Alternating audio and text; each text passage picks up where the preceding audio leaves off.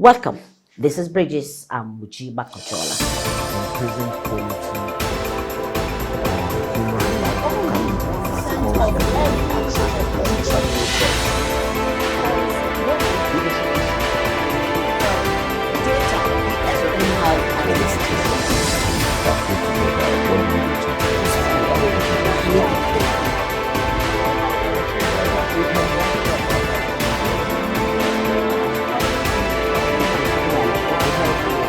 as we build a sustainable environment for growth.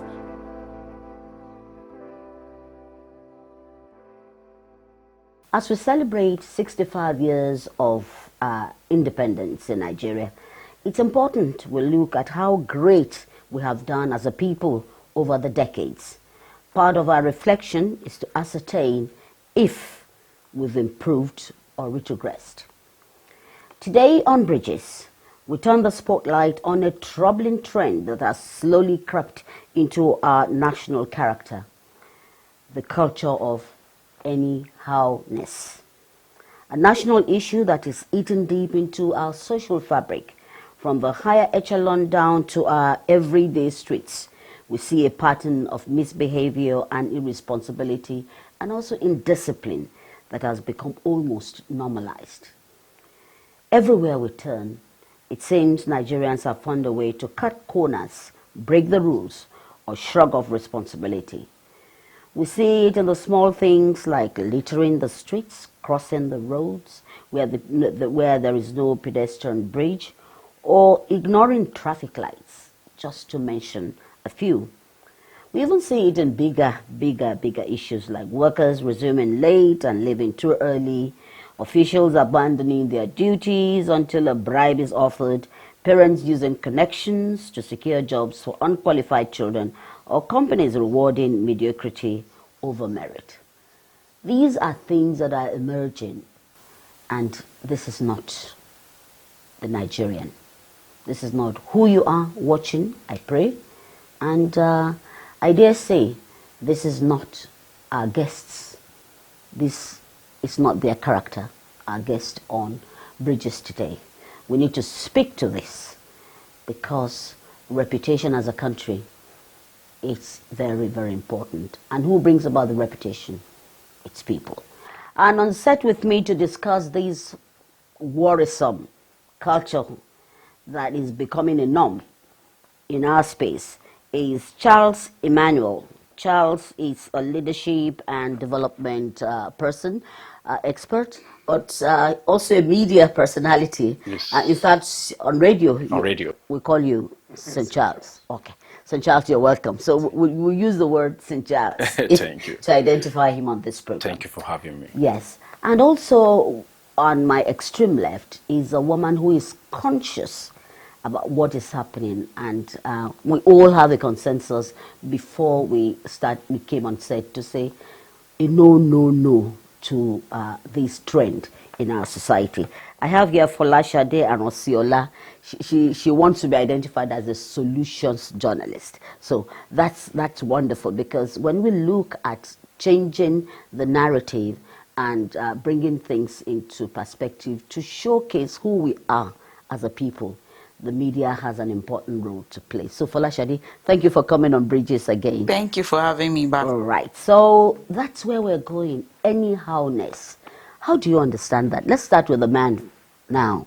Yes, St. Charles. Thank you for having me. This is my first time of being on this set, and I must say thank you. Anyhow-ness, like you said, when I was told, I was like, okay. Because the word anyhow-ness is not really an English word per se. It's a Nigerian thing. It's a Nigerian thing. Not even a departmental. I think Nigeria actually came up with that. So anyhow-ness is simply the misbehavior that has been normalized. The abnormalities in conduct, abnormalities in parenting, abnormalities in education, abnormality everywhere across board that have been normalized. So that's what we Nigerians have seen as anyhowness coined it and coined anyhowness, yes. it as And how is this eating anyhowness. into our fabric, Folashade? As a mother yourself, and of course, a woman, looking at it from that perspective. Thank you for that question, ma'am. It has eaten into our fabrics as a society, because even when you train your own child properly, and you're unfortunate, quote and unquote, to have children that are not properly trained, that becomes an issue. Because you see a place whereby you're trying to correct a child and you're saying you're not my mom.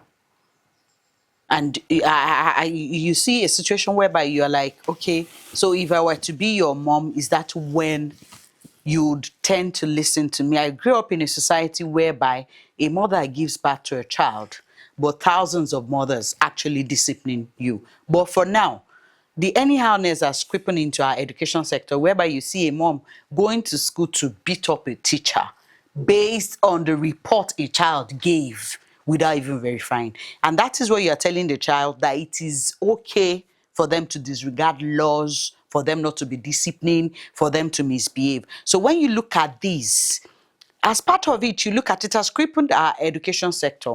You see parents paying for specialized centers for their children to pass. So there's not even a place for merit. People no longer care about it because they're looking for shortcuts. They're looking for the best way to achieve results. And I think that that has affected us as a nation. Nobody talks about merit. There's no more accountability. There's no integrity. So let's go back to St. Charles.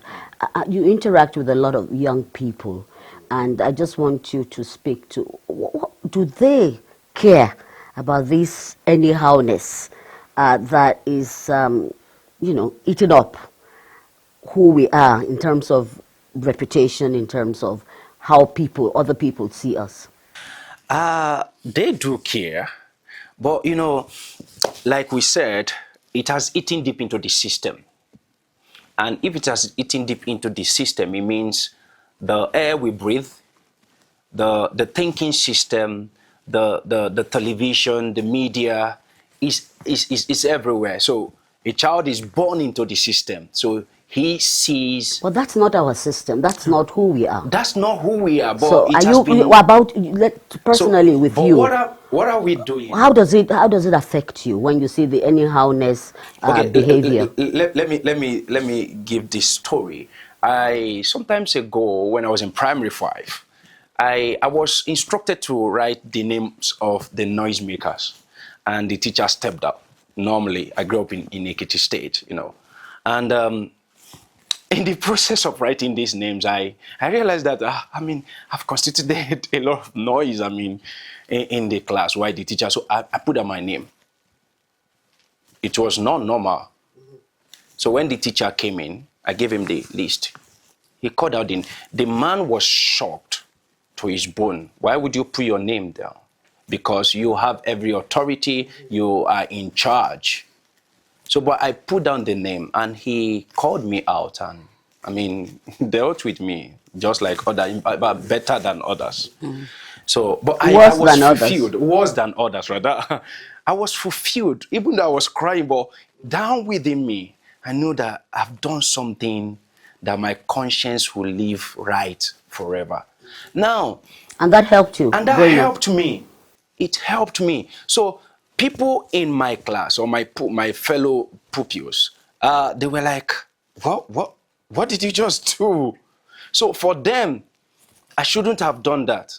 So how it's affecting, and currently I interact with quite a lot of young people in the universities. We run an African Student Leadership Summit, and now there's the last summit we just finished in Akure, Futa.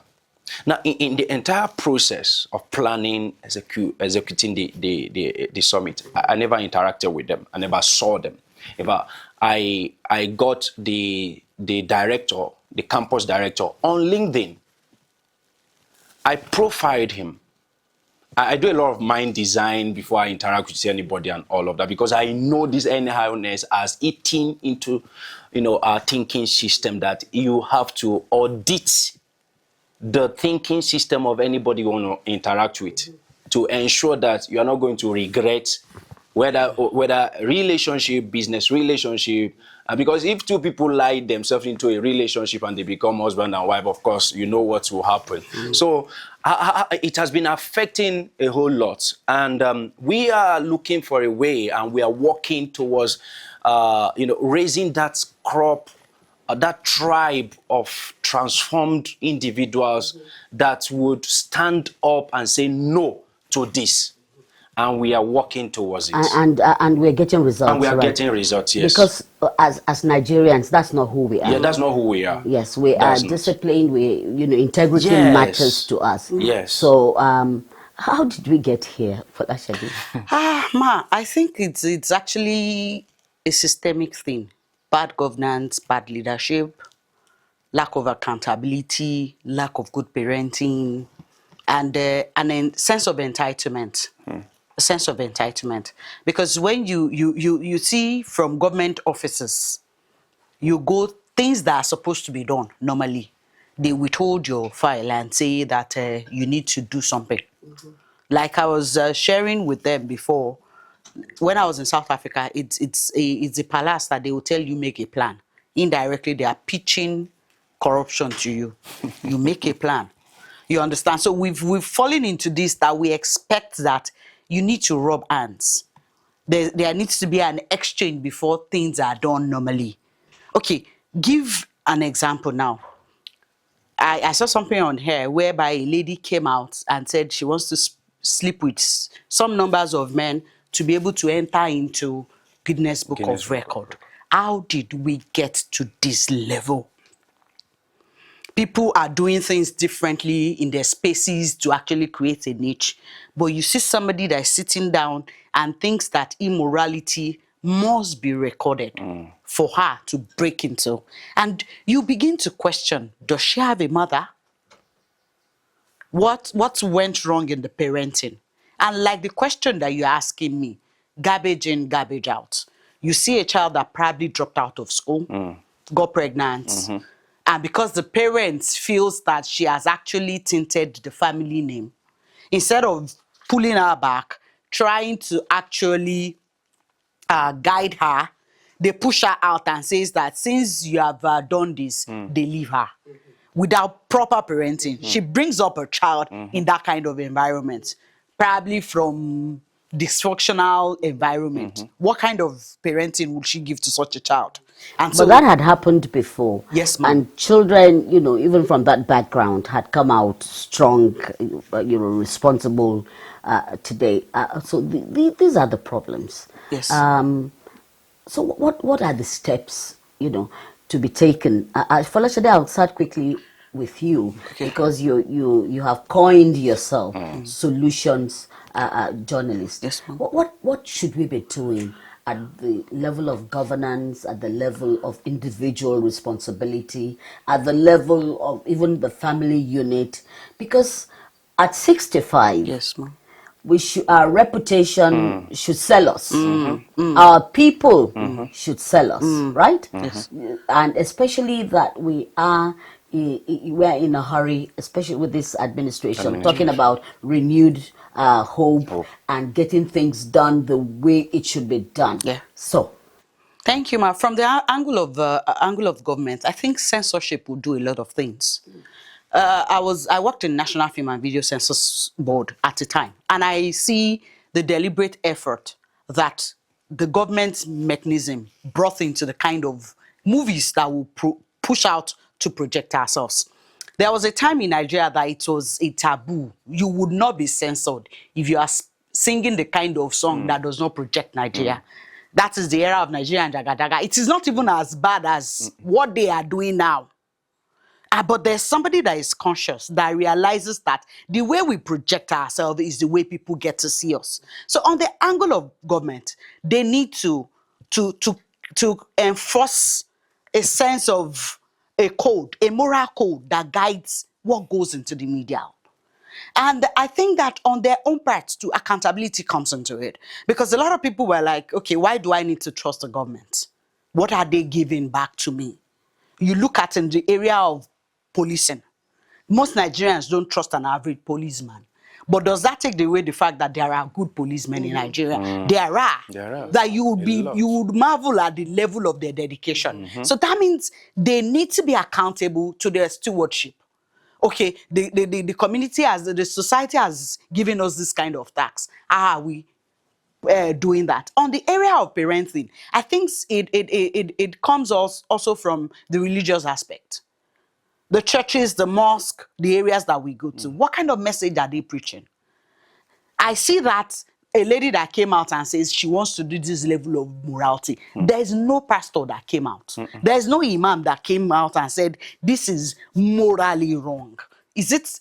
So we need to begin to look at things. Yes, I know. Charles is wanting to jump on this too. Yes, let's go on. Solutions. You know, we're in the world. We're building a bridge. Yeah, we're in the world where we have two truths.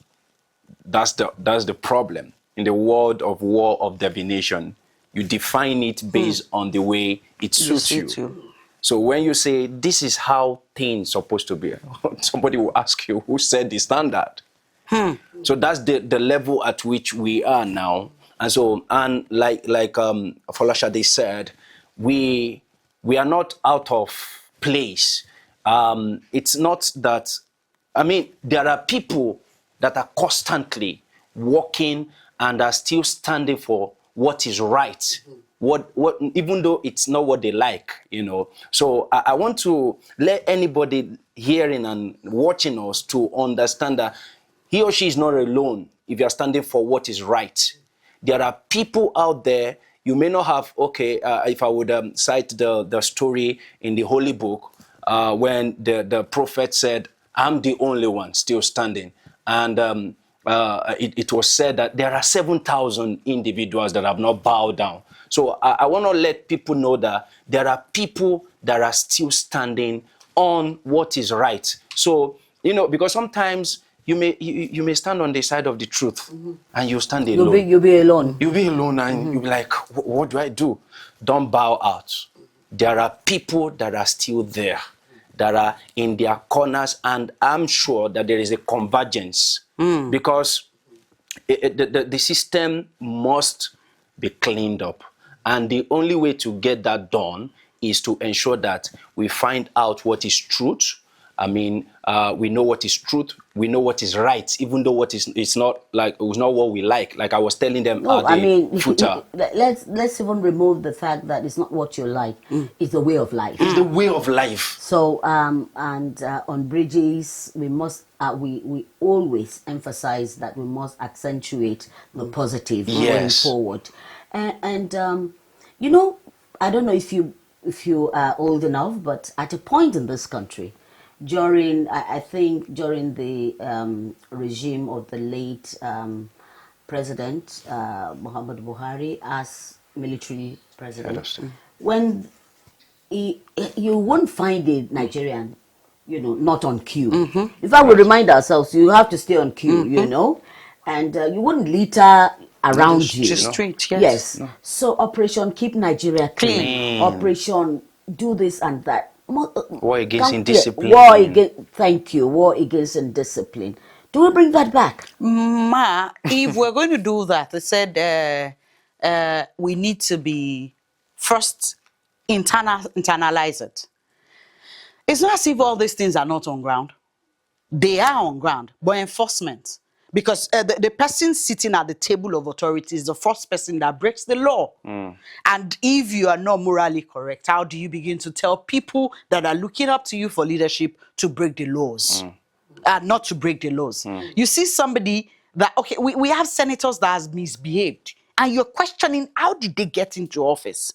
That they flout the laws, they've taken the laws into their hands until when public opinion had to press on them before they're doing it right. So I think, Ma, for us, it's about first as an individual, in making it being an intentional thing, that I stand even when it is not fashionable. Because now it is about what is fashionable. Like he said, two sides of what is permissible, what people want to hear. So like what you are doing on bridges now, we need to begin to do it well.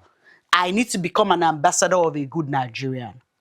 I need to project Nigerian in a way that is actually tailored for people to see me as a good person. And I need not to talk it alone. I need to do the talking. You need to do the We talking. need to do the talking, ma. Yes. We need to do that and keep doing it, even when nobody seems to, applaud you. Even when nobody seems to give you an accolade. Even when nobody seems to, award you. You have to keep doing it because of the future. Like, I mean, if we don't do that, there is a What's the tendency. consequence for Nigeria? What's the consequence? What's the Nigeria after 60, 65 going stronger? If I will remind you, ma'am, which like you pointed out, in 2015, the first 4 months, is it first 4 months or first 2 months of the late president, there is a reset across board in Nigeria. So what happened? The question is, the Nigerian system has a way of looking at, because we can't take away the fact that what we see affects how we behave. Like Folashade said, when the leaders are on the seat right, I mean, every other person would sit right. Will adjust. Which state? Which state? Is it Abia State? We saw in a video, I think on Twitter, the governor was I think he was, I think I saw the video. He obeyed and more like waiting for the traffic, and everybody was like, really? In this country? Wow. That's to tell us how leadership can make or mar a people. So, like he said, I think it's about from the leadership. Yes. The moment we're able to get it right, then it cuts across. Yes, leadership starts from the home, actually. Yes, ma'am. The way I you agree. tell your children, I agree. if this is no, it is no. And you need to leave it. It's not as if mommy is saying no to us and she is doing something different. And daddy is saying And daddy is something saying- You else. understand? So we need to collaborate, and there needs to be a synergy across It's board. going to be the Grassroots. foundation. Yes, the ma'am. foundation must be solid. Yes, ma'am. Because why you have earned a seat on Bridges today is your foundation. It's your parents, and I just want to thank your parents, for giving us these gifts of wonderful Nigerians. Is it achievable? Oh, yes. What we are talking about, can Yes, we ma'am. change the narrative? Oh, Yes, ma'am. yes. Can we become Nigerians that will queue, that will, this anyhow-ness will... Yes, ma'am. I Yes. think that the best way to do that is for us to begin to project Nigerians that are actually doing well. People want to emulate what is right. Young Nigerians that are doing well in different spaces, begin to make them the role models, not celebrities without characters and morale. That has been the order of the day. Begin to look into the tech, into the education, into finance, into Nigerians that are actually doing well. Let them become the ambassadors of a good Nigerian that is working. And I think that is the best way. When people look at people that have made their marks, they're successful, people respect them, then you push them in their faces. Before you know it, that mind shift begins to happen. Do we go back to why? Why we should... Why? Do we go back to why? War War against against discipline. The war against Do we enact it so that we can run to we need to. we can run to because national Assembly. orientation Yes. agency, because they're doing quite a lot. Yes. So Fortunately, I mentor with the School of Politics, Policy and Governance, and the capstone project I was mentoring, I mean the project, their project is centered around national value project. I took it upon myself immediately. I was assigned, and they came up with that topic. I said, guys, we are going all out to ensure. In fact, after their graduation, I had a meeting with them last week. Who is in for this? Because we are not going to let it out. Yes, you have graduated, and so you throw away the project, because this project is so dear to me, like I'm taking it personally. Because if we don't, promote good value, I mean, I don't know. is that your where the final future- word? We must promote good value. value. Yes. Because this country has such huge potential that we're not even there yet. We're not. Yes, Folashade, your final word. My final word, Nigeria is not a lost cause. We have so much that is rich in us. We have everything that can make us the best. So all that we need to do is just to be intentional about Intentional. it. Be intentional Intentional. about it. Is that Yes, also? I agree. So we have the Intentionality. consensus here. Yeah, Intentionality. be intentional about making Nigeria the greatest country, not just in the continent, but of course in the world, because we have every strata of human development where people have become stars. There's a Nigerian. Yes. Are you going to be one? Well, thank you for being part of this. This conversation continues even in our next episode. Please join us. And if you have your views, let's have your views on these lines running across on your screens. Together we can make a better nation. Yes. Thank you both for coming. Happy Independence and God bless Nigeria.